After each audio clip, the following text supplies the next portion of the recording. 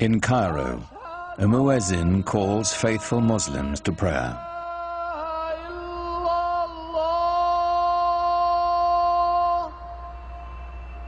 It's the same call that sounds 5 times a day, every day, in cities across the world.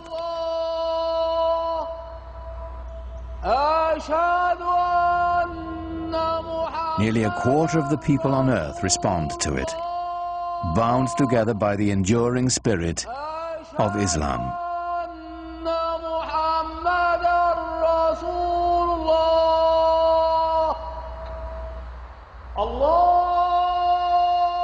God is most great, the muezzin calls. I testify there is no other God but God.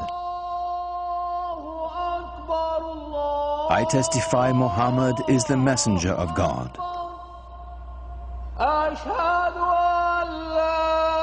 Come and pray. Come and flourish. God is most great. There is no God but God.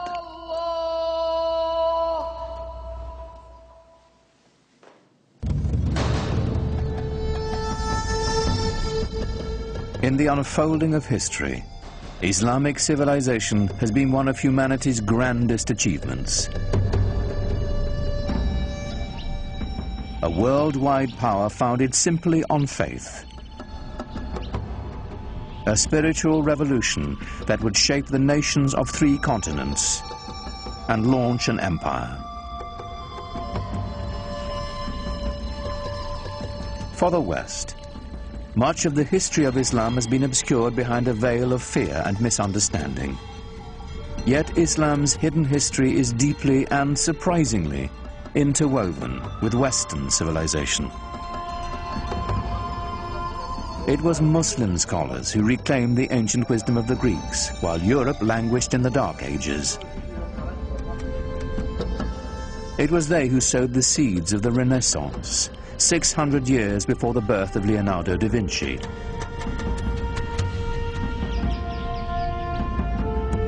From the way we heal the sick to the numerals we use for counting, cultures across the globe have been shaped by Islamic civilization. But all this began with the life of a single, ordinary man, and the profound message he proclaimed would change the world forever. His name was Muhammad.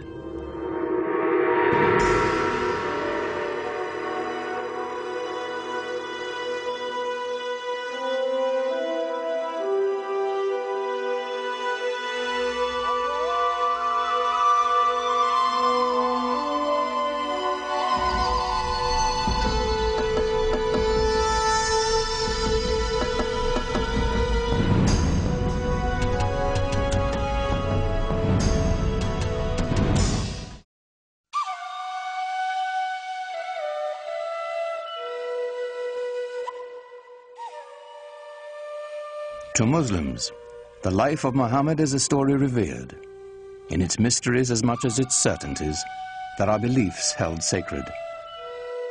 Whatever we can tell about the Prophet, of course, is screened through the filter of what has been preserved over the centuries and what people have wanted to preserve. And it's very difficult to pull out from all of these different sources that are very adoring and the ordinary human being that the person that he was.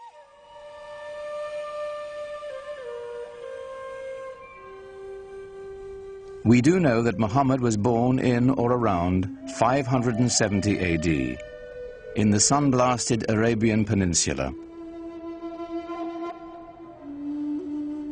a land of savage scarcity whose Bedouin tribes were locked in a constant state of tribal war.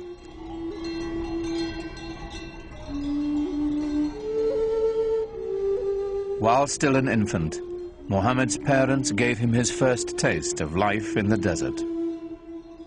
Muhammad was from a town, Mecca, but he was sent off to live with the Bedouin because the people, even in the town of Mecca, felt that the Bedouin were the holders of the deeper cultural Arab values.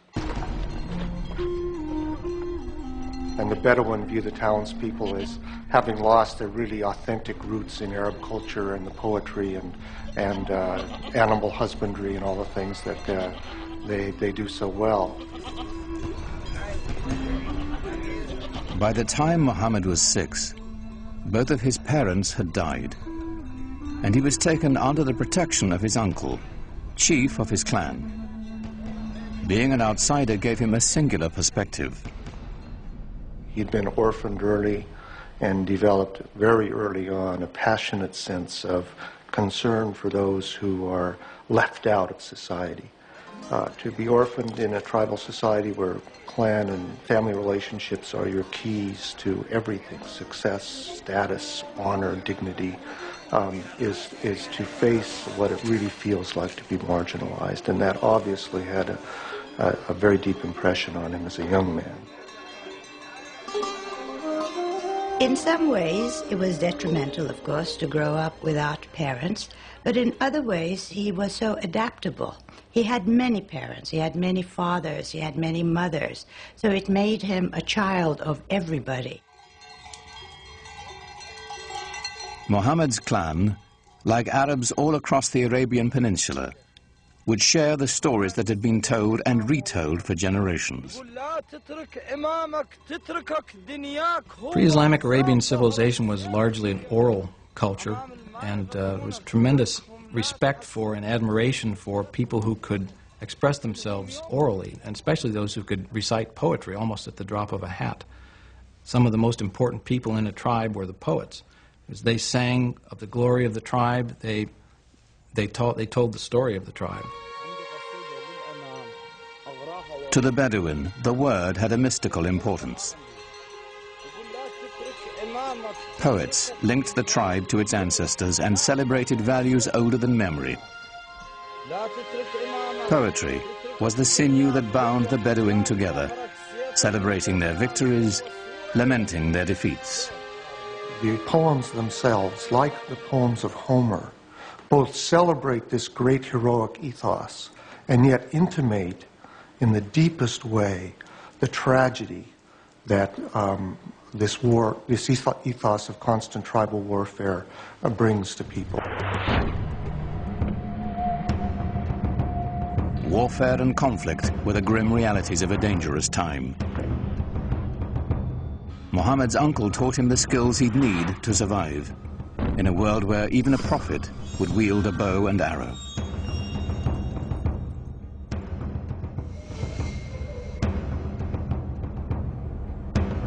In a wilderness punished by the elements and bereft of water, rivalry over a single well could provoke a blood feud for generations. A real rivalry, real battles, and sometimes quite bloody. So the allegiance of individuals was to the family immediately, and at a larger extent to the tribe. Without the tribe's protection, no one could endure. Scattered across the peninsula were countless factions, all embroiled in bitter struggles, each defending its precious grazing lands, trade routes, and most importantly, its wells. Well, you have to understand, and most of the lands are dry. And so water is something that's everyone always considers precious.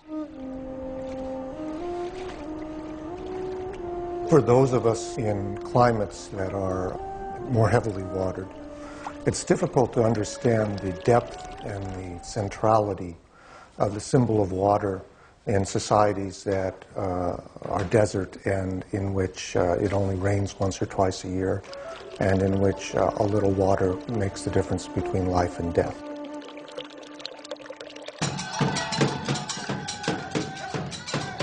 Each clan had its own separate gods and totems, to water and wind, fire and night. They were kept in the caravan town of Mecca, in a shrine of wood, stone, and cloth. It was called the Kaaba, the Arabic word for cube.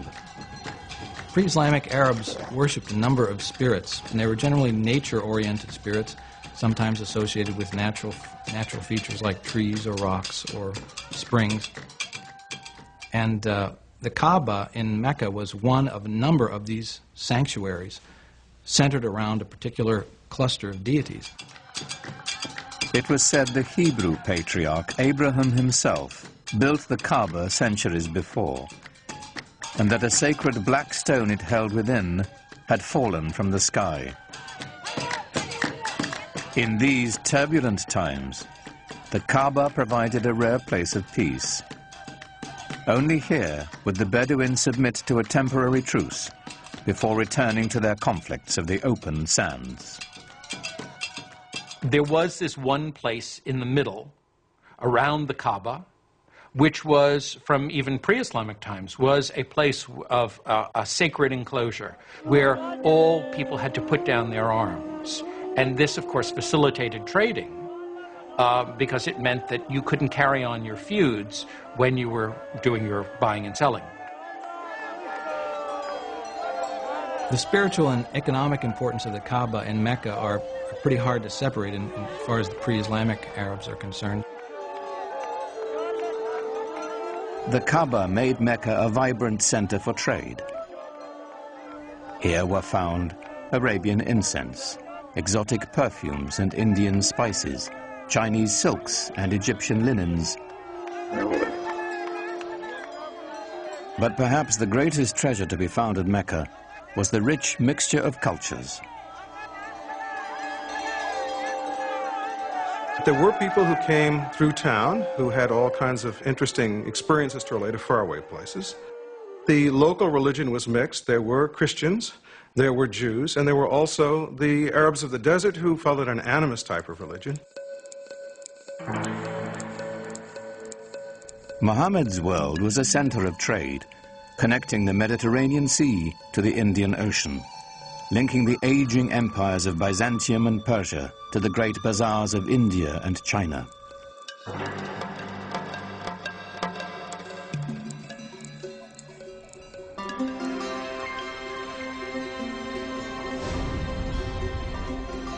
Muhammad became a merchant. In fact, he had a great flair for trade. At the age of 25, while leading a caravan northward to Syria, his talents caught the eye of the shipment's owner, a wealthy widow named Khadija. She was so taken with Muhammad, she proposed marriage. Khadija. Well, I think she was a mentor as well as a wife, a very strong lady who had her own business, and Muhammad was helping her out. So it was a wonderful partnership, and I'm sure he learned a lot from her. He had a tremendous amount of contact with merchants coming from different parts of the world, passing through the Arabian Peninsula. I think he was a very intelligent man, very open-minded, and he was able to communicate with a great variety of peoples. He must have had great charisma as well. Muhammad had a way with people and with resolving their disputes. Once, when the Kaaba fell into disrepair, the clan chieftains quarreled over who would have the honor of putting the sacred black stone back where it belonged. Before violence could erupt, Muhammad proposed an equitable solution.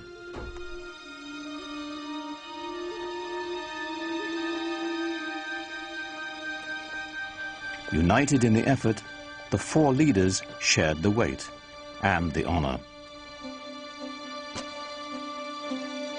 In gratitude, they invited Muhammad himself to replace the sacred stone. He became known as Al-Amin, the trusted one. There are all kinds of indications that he was tremendously interested in religious questions. This is obviously not something that an ordinary person probably was interested in those days. He talked to sages, Arab sages. He talked to Jewish and Christian sages who lived in the area. He used to go up into the rock hills around Mecca and meditate, think about things. And at some point had this extraordinary vision, which is spoken about very evocatively and elusively.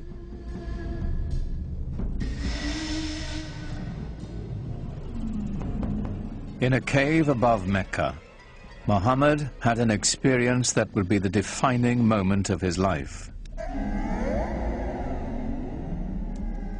An angel was said to appear before him in the form of a man, instructing him to recite in the name of God, the Almighty. For Muhammad, it was an encounter as profound as it was deeply disturbing.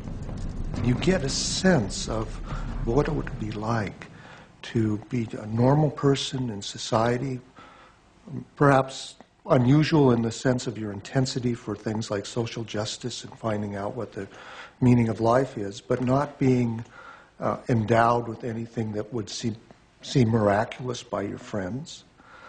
And all of a sudden having this voice come to you and then come out of you as you speak it and recite it to other people. And that is the beginning of the prophetic career of Muhammad.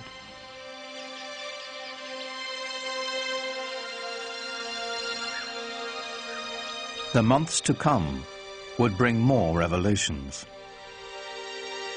Powerful words of a lyrical quality, more beautiful than the most exquisite Arabic poetry. Above all, Muhammad was to bear one message to his people, a simple yet radical proclamation, that there is only one God. The central tenet of Islam is the oneness, the indivisible unity of God. Not something that is simply that one pays lip service to, but something that is absolutely the most important concept. Divine unity is more than saying there's only one God and there aren't other deities. It's only thinking about one thing. So to be thinking about possessions, to be thinking about status, to be thinking about power are all intellectual idols.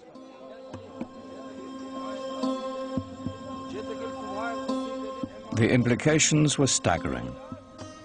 One God meant one people. No more tribal divisions. To the poor and unprotected, the prospect was revolutionary. It seems to me that one of the most important things in his early teaching that isn't often talked about is the strong social justice message that he delivered. In Mecca of the time, there was an increasing separation between the haves and the have-nots. He insisted that this was not to be and that we should share the wealth, and it was this social justice message that I think that really got him a hearing among many of the folks. So coming with Islam, it was a new order, a new way of life. And it was a beautiful way of life because everybody was equal, black, white, men, women, children. So it had that type of universal appeal, which I think was the reason why Islam spread so rapidly. Many were moved by Muhammad's message as he began to speak out in the community. It had the suppleness and symbolic depth of the great pre-Islamic poems that had been created by this people and that had given this people in Arabia such an extraordinary ear for verbal expression, where verbal expression was the commanding cultural force. Some people called him a poet, and there's a Quranic surah basically saying, Muhammad is not a poet. Poets speak through desire. This is not the voice of desire, this is the voice of God. Muhammad's following began to grow. They called themselves Muslims, for those who surrender to God. They set out to preserve the message Muhammad had brought. This was the beginning of the Quran. The Quran was revealed orally, but very soon people realized that it had to be written down in order to make sure that it wasn't corrupted and that the original message was maintained. And from a very early date, and it's very unclear when that date was, because no early manuscripts of the Quran survive, people began copying it down. The Quran is a revelation of spiritual teaching, of both ethical and social guidance. It was revealed and remains in Arabic. And what's so extraordinary about the Quran is its naturalness, so that it can say the most powerful cosmic things with a sense of intimacy, so that power and tenderness come together constantly in the Quranic language. With words alone, the Quran delivers its vision to the faithful. Its imagery conjures a picture of the afterlife that resonates with all the power of traditional Bedouin poetry. Imagine yourself in the desert, surrounded by dust, by the glare of the sun. You wear cloaks to cover your body because the wind will just sear your skin right off your face. And you walk into an oasis. The temperature drops dramatically. There's a quiet there. The wind is no longer howling. Everywhere you look, you see green and color. The world of water and paradise are symbolically tied to one another. And the Quran can conjure that up with just a few briefly chosen words.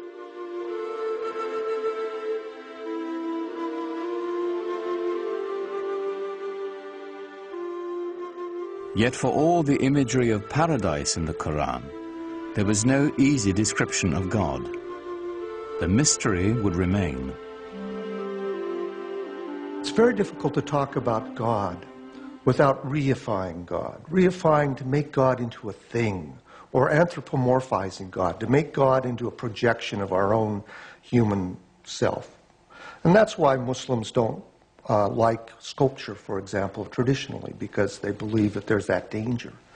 And the Quran avoids that by constantly shifting the pronouns, so we can't really reify God and get an image, a physical image of God. Rather than a physical image of God or of Muhammad, it is the beauty of the Quran itself that is celebrated in Islam. Islam developed in this context where pictures were not favored. The Quran, as it was revealed, was God's representation on earth, and Muslims felt from a very early time that the only just representation of God's word, was the Quran itself, not any picture of God, certainly not, because you couldn't represent God, and certainly not a picture of Muhammad, because he wasn't divine.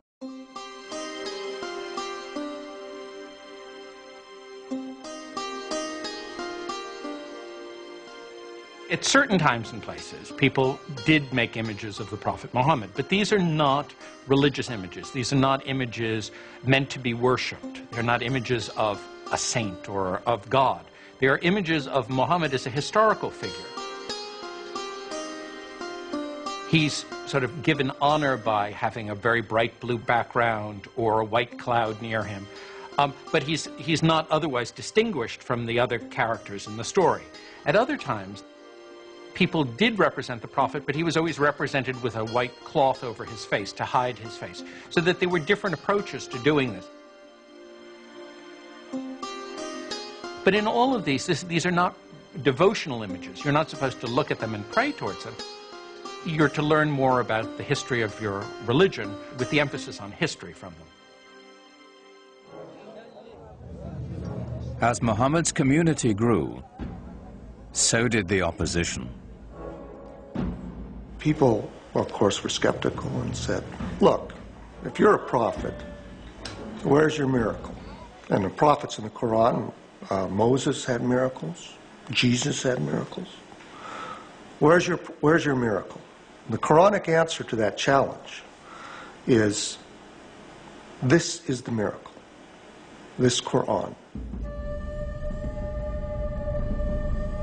But that wasn't miracle enough for the people who defined themselves by the gods of their ancestors and the totems of their tribe. Their doubts increased. The idea of life after death appalled them. So the Quran presents people as really being skeptical. You mean to tell me that after I die and my body has gone back to the elements and I've been putrefied, that I'm going to be put back together again and brought back to life?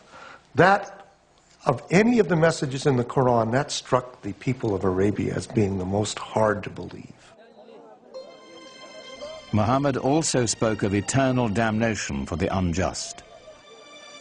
He used the language of apocalyptic imagery, talking about the signs of the ends of time, when the mountains crumble, when the skies are rolled up like scrolls.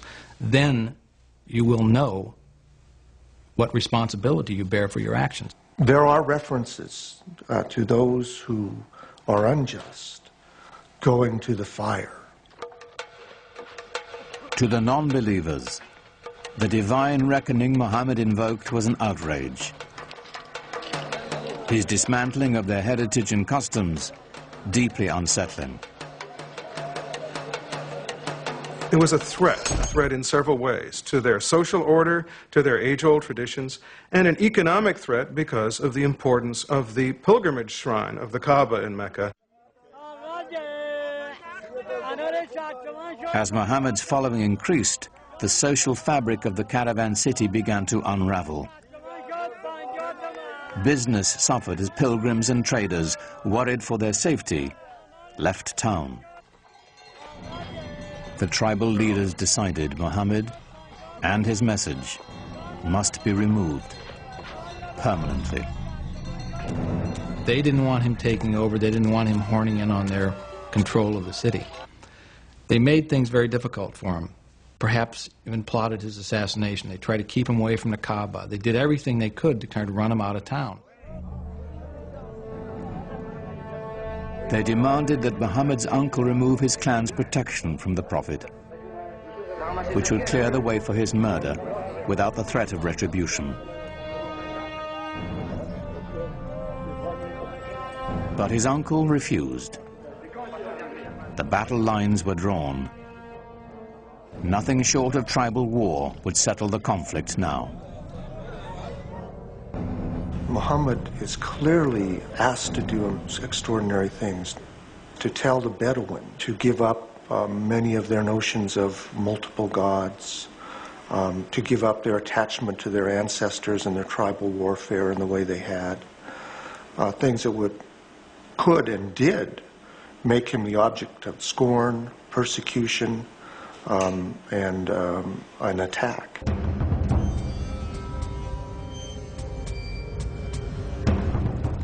Muhammad's followers were forced from the marketplace and starved. Those without clan protection were tortured and killed.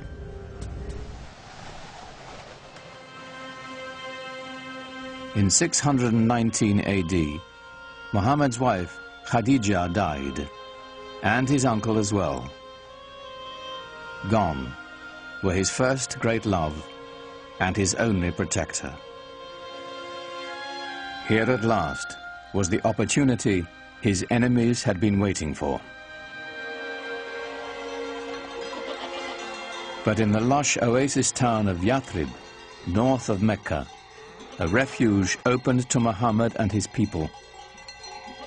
Clan rivalries had become deadly in the town, and they desperately needed a peacemaker. They had heard that Muhammad was a very trustworthy man. They heard that he had great arbitration skills, and they thought, let's see if we can't get him up here and help us out. So they invited him.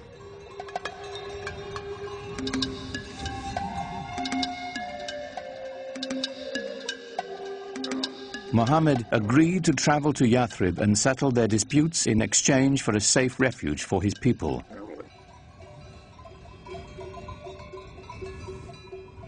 For Muhammad's followers, Leaving the place of their ancestors, their families and tribes, was the ultimate test of devotion.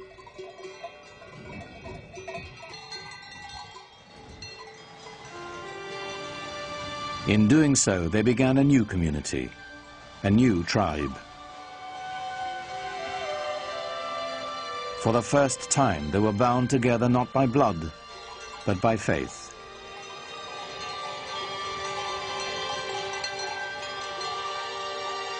In the course of a single caravan journey, Islam marks its true beginnings. Their journey is known as the Hijrah. 622 in the Christian calendar marks the Muslim year 1.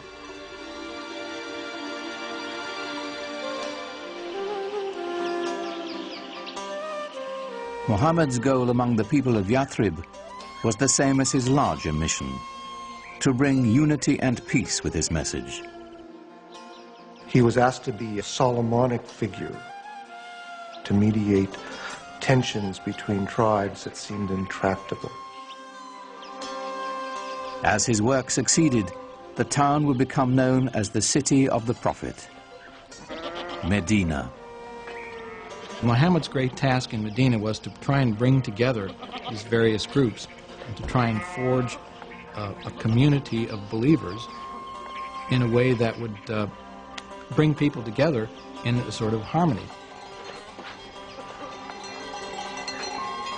To the divided clans of Medina, Muhammad offered a vision of solidarity. But even as he spread the word of Islam, he didn't challenge the beliefs of other faiths. Islam sees itself in relationship to the earlier revealed religions of Judaism and Christianity and treats them as people of the book. It believes that God had revealed himself, his word, to mankind many times, to Moses, to Jesus, for example, but each time people went astray. Throughout the Quran, we have a sense of the humanity of Muhammad, his humbleness as a person, and the extraordinary challenge of the mission he was given by this divine revelation.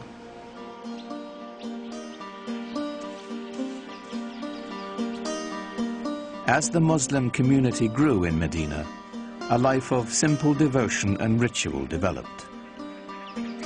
A freed Abyssinian slave named Bilal was the first to call believers to prayer at Muhammad's house. Allahu Akbar! Allahu Akbar! It was the first mosque. Allahu Akbar! Allahu Akbar! Ashhadu an la ilaha illallah. The call to prayer has within it the first Islamic pillar, which is the affirmation of God's unity. La ilaha illallah, that beautiful phrase which many Muslims chant over and over in their mind or vocally to constantly remind themselves of the unity of God and unity of what we should focus on in our life.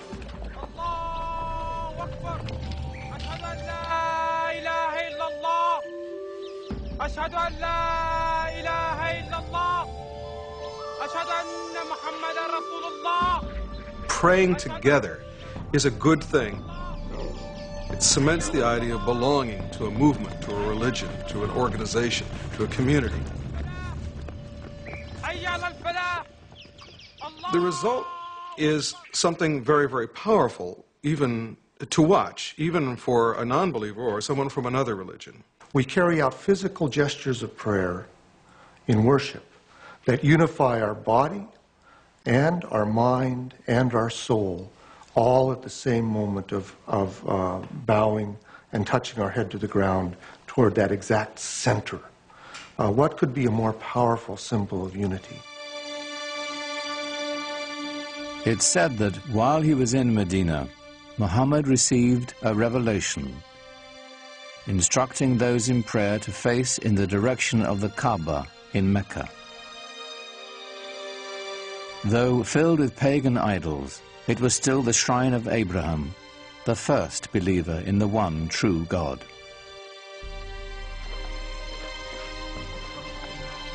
But even as the Muslims were praying toward Mecca, their enemies there were rallying in force.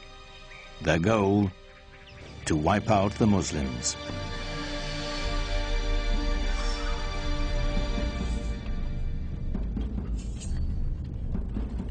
Muhammad's people began to gather arms.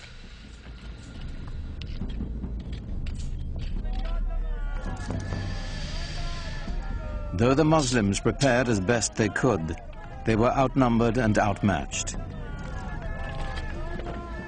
They mustered a force of only 313, mostly old men and boys, with few weapons. While the approaching Meccans were heavily armed and 1,000 strong.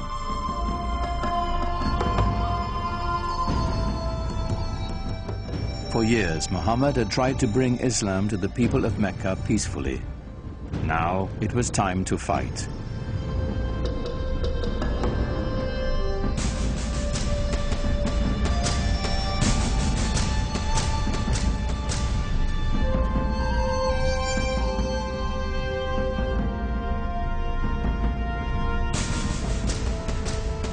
The Muslims faced their own tribes, brother fighting brother, son against father. Yet they came armed with a powerful weapon, a passionate belief in their faith. Muhammad's troops fought with every confidence that God's will was guiding them.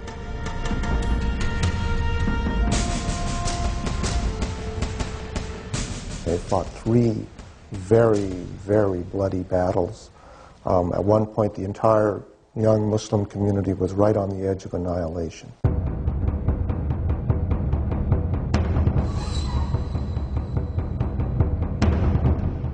For 3 years, the Muslim army held out against staggering odds.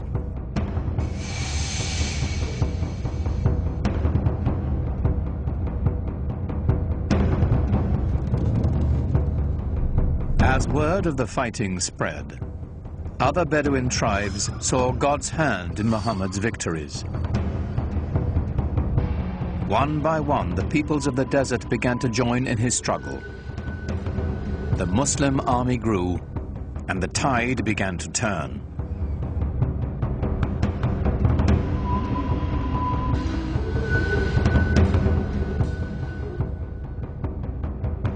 The Muslim forces advanced to the outskirts of Mecca.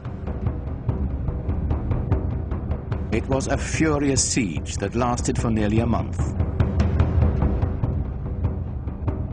Until, finally, the city fell to Muhammad.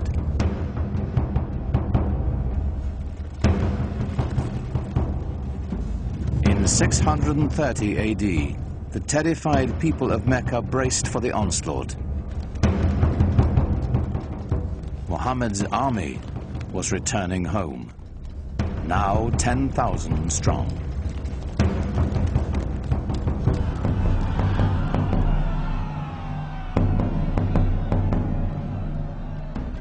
The vanquished knew the terrible fate that awaited them. According to the modes of tribal warfare, the Meccans could expect a big revenge. The men are usually killed, women and children are sold into slavery. There's little pity for the loser in a tribal war. Of course, that's standard around the world.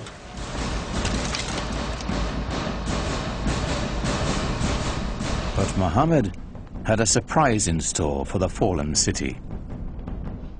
When Muhammad came into Mecca, and not only did not carry out a bloody revenge, but actually embraced the very Meccans who had fought him for 3 years and attempted to annihilate him, it was very shocking to the people in his milieu. So within the very founding of a religion, one finds episodes of great generosity, often extraordinary acts of of kindness and mercy. But not all of Mecca escaped Muhammad's wrath. Flush with victory, his troops marched straight to the Kaaba. 7 times they circled the shrine, as those who had come to seek its protection appealed to their idols. But it was not the pagan people Muhammad had come to destroy. It was their gods. He raised his staff, and the tribal gods of his ancestors smashed into dust. When Muhammad entered Mecca and entered the shrine and destroyed the idols in the shrine, this is of great cultural and symbolic importance in Islam. By breaking the idols, he was breaking apart the tribal system in which each tribe really had its own independent deity. This was shocking to the Bedouin. This was saying the gods of our fathers are being destroyed. In some sense, you're saying that our fathers themselves were deluded. How can you say this in a tradition in which relationships to one's father and tribe were primary? So this act of iconoclasm then is seen as an act of prophetic violence that has just as much importance in Islamic tradition as Moses' breaking of the tablets when he saw the idolatry at Mount Sinai, or Jesus' casting the money sellers out of the temple.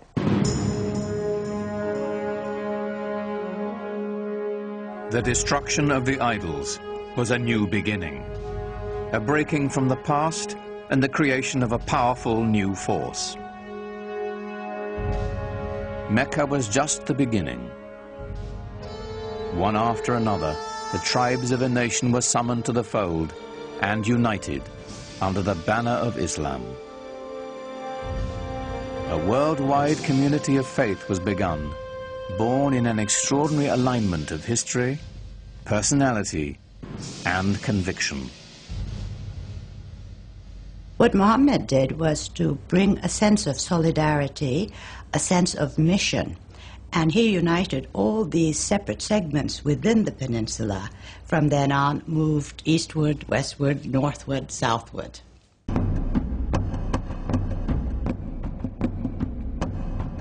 The Muslims turned to the north, swept into present-day Lebanon and Syria.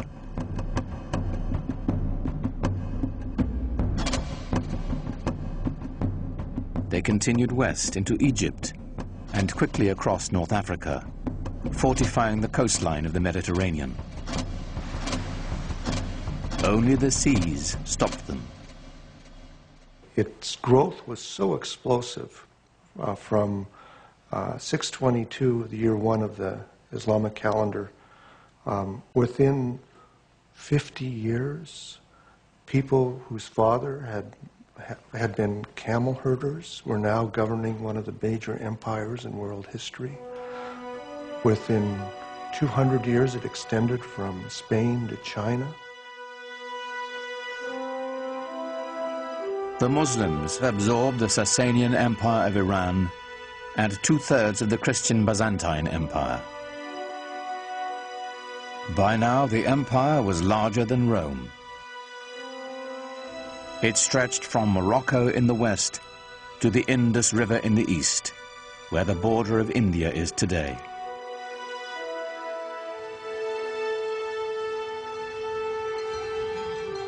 How had it happened that so small an army could conquer an area so large, so fast, so easily?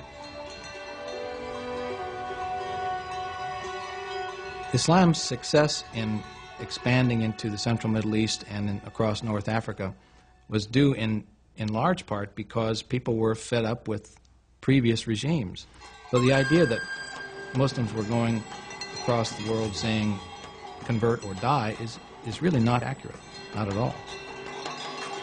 That it didn't have a heavy hand. They didn't rule with a heavy hand. They allowed the conquered peoples to maintain their their administrative structures. They allowed the Christians and the Jews to maintain their religious law and to be governed by them. And so, in many cases, conquered peoples did not feel the presence of the new regime very heavily.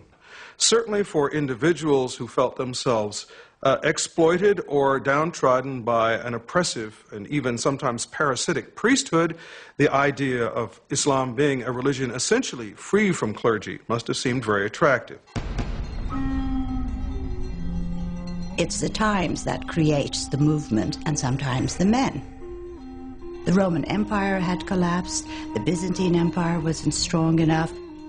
There was a need for a new vision, a new way of looking into life. And I think what happened at that time, Muhammad's mission filled the void that the societies wanted. They really wanted some sort of solidarity in their lives. The lessons of the Quran, so successful for the Muslims in Medina and Mecca, were playing out on a global scale. As the conquest swept through Syria, the Muslims held their Friday prayers in the Church of St. John the Baptist in Damascus, allowing its Christian congregation to continue their services on Sunday. Side by side, the two faiths shared the same building, in peace.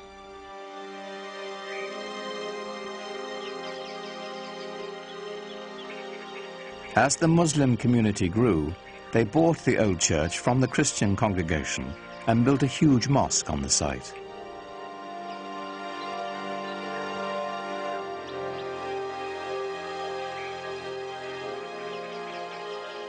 With Byzantine artisans, they decorated it with golden mosaics of an Islamic paradise.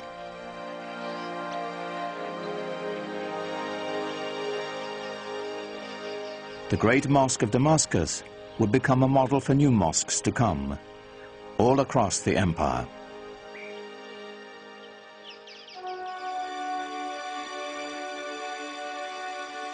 The Arabs transformed their conquered lands, maintaining, improving, or expanding the infrastructure. In Tunisia, building on Roman ruins, they devised an ingenious system of water purification, using gravity to separate fresh water from sediments. Part of this system were these two enormous basins that they built outside the city walls. The clean fresh water would flow over into the larger basin, where it would then be distributed by pipes to the city. This is, hundreds of years before anyone in Europe ever thought of having running water.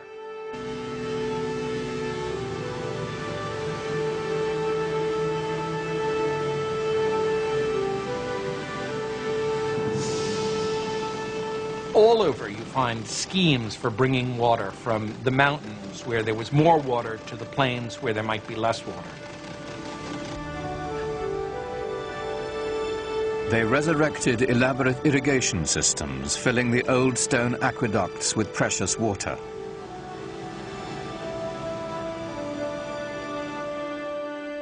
Agriculture flourished as life-giving staples like wheat were introduced to the Mediterranean region.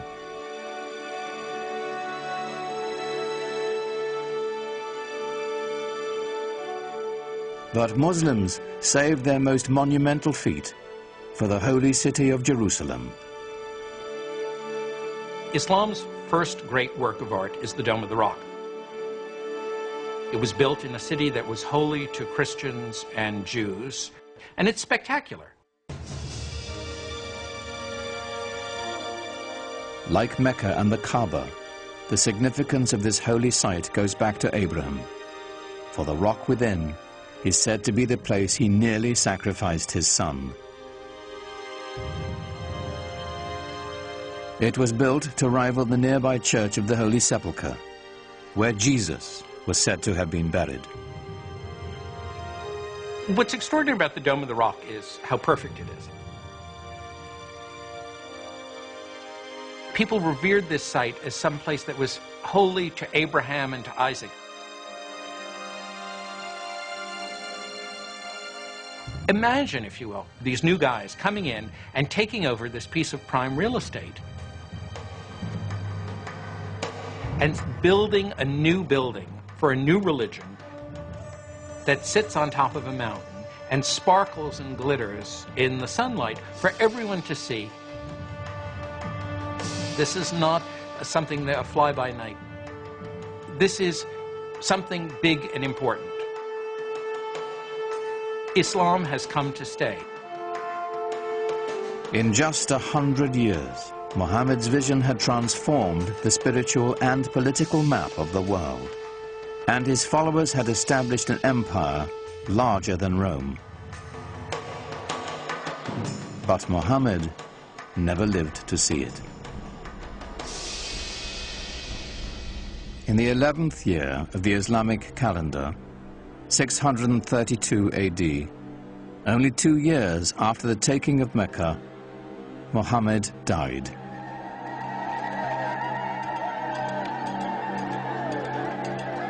Medina fell into despair. For days, the city was consumed with sorrow and ceremony. He's known to have said that he wanted to be buried very simply, with no marker over his grave. He didn't want people to worship his grave. That would interfere with their worship of God. God had spoken to them only through Muhammad. Now that the Prophet had left them, perhaps God would as well. Muhammad's death set up a crisis in the young Islamic community. The question of succession was the first thing that really occupied people's concerns. At this point, there was a divergence of opinion as to how the community should go about choosing a new leader. According to the Shiites, the faction, the Shia of Ali, Muhammad had indeed designated Ali, his son-in-law and cousin, as his successor. The opinion that came to be the majority opinion, or the Sunni opinion, held that Muhammad had not appointed a successor during his life, but had said, after I am gone, choose one from among your peers, from among the elders. And from the house there came out the man who would be his successor, Abu Bakr. And he addressed the people and said, if you worship Muhammad, know that he is dead. If you worship God, know that he lives forever. Here was the secret to Islam's strength and profound influence. The unifying power of one God, merciful and compassionate, the power of one people, bound by a common faith. Muhammad did not lead the conquest or create the empire to come. The transforming power of his message did.